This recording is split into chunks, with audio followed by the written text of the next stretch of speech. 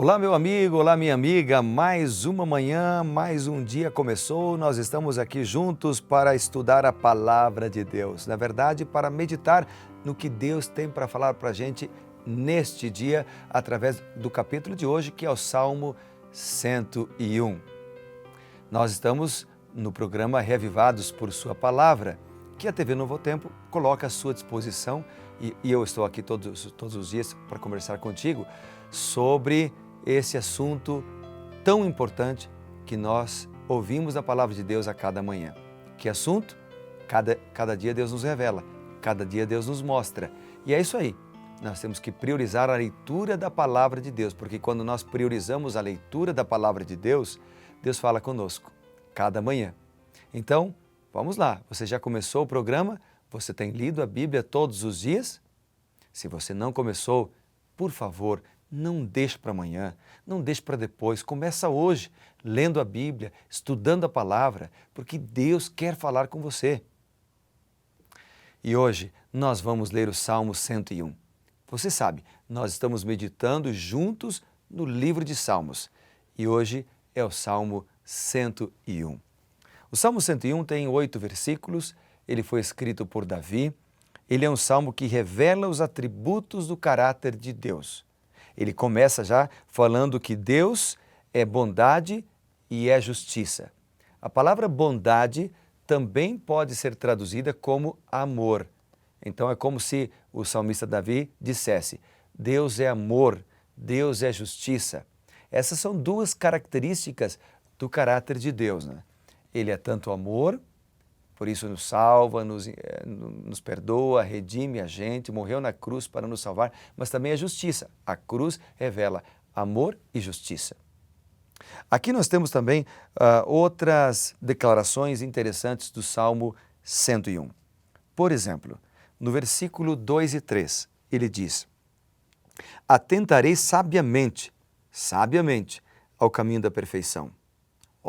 Quando virás ter comigo? Portas adentro em minha casa, terei coração sincero. Não porei coisa injusta diante dos meus olhos. Então, ele coloca aqui sobre a importância de que a nossa casa seja íntegra, ou seja, a integridade de coração começa dentro do lar, com a educação dos filhos, com o exemplo que damos e com a honestidade para com o cônjuge, com a fidelidade para com o cônjuge. Mas ele também coloca aqui o seguinte: não porei coisa injusta diante dos meus olhos. Depois, no versículo 4, ele diz: longe de mim o coração perverso, eu não quero conhecer o mal. Num contexto original, numa primeira aplicação, a palavra injusta aqui se refere à idolatria. O que Davi está dizendo é que ele não quer idolatrar, ele não quer ser um idólatra, ele quer ser um Deus, um adorador ao Deus verdadeiro. Mas a palavra injusta, não porei coisa injusta diante dos meus olhos, e também ele diz assim: dentro da minha casa terei um coração sincero, e depois ele diz ali, no versículo 4, longe de mim o coração perverso, não quero conhecer o mal. Isso tem a ver também com o cuidado com aquilo que nós vemos. O que é que você tem visto na internet? Quais são as páginas da internet que você tem acessado com frequência? Que tipo de filmes você assiste? Que tipo de programações você participa? Que tipo de músicas você escuta? Veja o que o salmista diz: não porei coisa injusta diante dos meus olhos. Sabe por quê? Ele diz isso porque nós somos transformados por aquilo que nós contemplamos. Você é aquilo que você lê, você é aquilo que você vê, porque nós somos formados por isso. E Davi sabia muito bem do que ele estava falando, sabe por quê? Porque Davi teve muitos problemas na sua família, muitos problemas no seu reinado, muitos problemas de ordem pessoal, porque ele não cuidou com esse detalhe. Vamos ver? Lá no segundo livro de Samuel, capítulo 11 e o versículo 2, a Bíblia diz assim, segundo Samuel, capítulo 11 e o versículo 2. Uma tarde, levantou-se Davi do seu leito e andava passeando no terraço da sua casa real. Daí viu uma mulher que estava tomando banho e ela era muito formosa. Essa mulher era Batseba e nós conhecemos a história. Se você não a conhece, depois pode ler os demais capítulos deste mesmo livro. Ele a cobiçou, ela estava tomando banho, ele a trouxe para o seu palácio, ele adulterou com ela e depois mandou matar o seu marido, traindo o seu melhor amigo, que também era seu melhor soldado. Quanta tragédia Davi teve. Depois, isso foi uma influência negativa para os seus filhos, para outros membros do seu exército. Ele sabia muito bem do que ele estava falando e por isso, aqui no Salmo 101, que é o salmo que nós estamos lendo agora, ele diz assim, não porei coisa injusta diante dos meus olhos. Então você pode aprender de duas formas. Você pode aprender como Davi, que aprendeu sofrendo as consequências. Ou você pode aprender ouvindo o conselho de outros, no caso aqui, o conselho de Deus. Através do próprio Davi. Deus usou Davi aqui, através do Espírito Santo, para falar para você hoje e para mim também. Para nós não colocarmos coisas impuras diante dos nossos olhos. E tem mais. Por exemplo, no livro de Mateus, capítulo 6, vamos ver o que diz a Bíblia? Mateus, capítulo 6, versículos 22 e 23. A Bíblia diz assim, ó, Mateus 6, 22 e 23. Vou abrir aqui. Estamos quase lá, bem aqui. Veja o que diz a palavra. São os olhos a lâmpada do corpo. Se os teus olhos forem bons, todo o teu corpo será luminoso. Se, porém, os teus olhos forem maus, todo o teu corpo estará em trevas.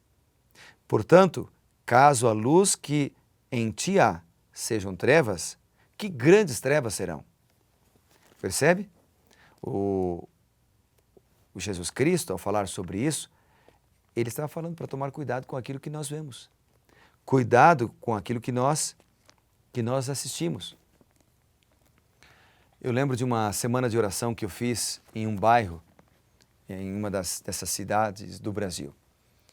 E um dia eu estava ali pregando a palavra de Deus, quando apareceu um jovem. E no final do culto, quando eu estava cumprimentando as pessoas, ele disse assim, pastor, eu preciso muito falar contigo. Eu preciso muito falar contigo. E eu disse, tudo bem, vamos conversar então. Ele disse, não, pastor, só sexta-feira. Sexta-feira eu quero conversar com você. E eu então disse, tudo bem, sexta-feira nós conversamos. Isso era num domingo à noite. Na segunda-feira, quando fui pregar a segunda noite daquela semana de oração, o jovem estava ali. Eu tinha pensado que ele tinha pedido para conversar comigo na sexta-feira, porque não podia conversar no dia anterior, eu estava com pressa, talvez, e talvez não poderia vir nos dias seguintes, mas não, na segunda ele estava ali. Então, olhei para ele e disse assim, hoje então podemos conversar? Ele disse, não, pastor, sexta-feira. No final do culto, cumprimentamos as pessoas e tal, pensei que ele estava com pressa, que teria que sair cedo depois do culto, mas ele ficava ali conversando com as pessoas, por que não poderia conversar comigo naquele dia? E o mesmo aconteceu, na terça-feira o encontrei, vamos conversar sexta-feira, quarta-feira, sexta-feira, pastor. Na sexta-feira, eu então disse para minha esposa, hoje você vai de carona, vai com outra pessoa para a igreja, eu vou mais cedo para conversar com esse rapaz. Fui mais cedo, me encontrei com ele, havíamos marcado um horário, e ele começou a contar a história para mim. Ele disse, pastor, eu comecei a acessar páginas pornográficas da internet. E fui me aprofundando cada vez mais, olhando coisas imorais. E das fotos passaram-se para os vídeos, e vídeos passaram para sites em que eu tinha também uma certa, não só assistia, mas interagia com as pessoas, e do virtual passou para o real. Passei a ter várias relações, porque eu falei, a Bíblia diz que nós somos transformados por aquilo que nós contemplamos. E ele passou então agora a ter relações com várias mulheres, não só prostitutas, mas mulheres as mais diversas. Ia para as baladas, tinha relações com diversas mulheres, e o que aconteceu? Quando ele me procurou, ele só queria conversar comigo na sexta-feira, porque naquela semana saiu o resultado do HIV. Ele disse, pastor, e o resultado deu positivo. Eu queria conversar contigo hoje sexta, porque hoje eu saberia o resultado. E o problema é que hoje eu estou morando junto com uma pessoa. Essa pessoa não sabe que eu tenho HIV. E agora, o que eu faço? Eu não sei se eu passei para ela ou não o HIV. E o pior de tudo é que eu peguei de outra pessoa. O que eu faço, pastor? Eu chorei com ele naquele dia. Lhe dei alguns conselhos à palavra, disse que Deus perdoava, mas também disse que ele teria que, infelizmente, arcar com as consequências. Quanta tragédia acontece, quanta luta, quantos casamentos desfeitos, quantas pessoas destruídas, quantas vidas afundadas no pecado, por não obedecer esse princípio e colocar coisas impróprias e impuras diante dos olhos. E muita gente faz isso em casa. O salmista diz, não porei coisa injusta diante dos meus olhos, na minha casa terei coração sincero. A tua casa, querido amigo, tem que ser o teu ambiente de proteção, não teu ambiente de tentação. Então, presta atenção nisso. Se você tem dificuldade com o que você acessa na internet, peça ajuda ao Senhor. Nunca acesse a internet sozinho. Sempre em público, junto com outras pessoas, deixe a porta do local onde está o computador aberta. Se é um notebook, leva o notebook para acessar junto com outras pessoas e clame a Deus, ore antes de abrir o computador, ore de manhã, entregue tua vida ao Senhor. Deus vai te fortalecer e transformar a tua vida. Isso é muito importante. Por isso, o salmista diz aqui no final do capítulo, o que profere mentiras não permanecerá ante os meus olhos. E Apocalipse 21, 27 também diz, os mentirosos não entrarão no reino dos céus. Por isso ele apela para que sejamos justos, honestos, fiéis, fidedignos. E ele diz mais, os meus olhos procurarão os fiéis da terra para que habitem comigo e para que andem reto o caminho. O que você acha, portanto, de ser esse fiel? Vamos entregar a vida ao Senhor? Querido Pai, eu oro por esse meu amigo, esta minha amiga que comigo agora entrega a vida ao Senhor para ser reto, ser justo, honesto, para entregar todas as suas lutas, as suas dificuldades nas mãos do Senhor. Guia os nossos pés, guia os nossos passos e ajuda-nos a andar sempre em teus caminhos. Nós oramos no nome precioso e poderoso de Jesus Cristo. Amém, Senhor. Amém. Que Deus te abençoe, tenha um excelente dia e que você seja reavivado pela sua palavra.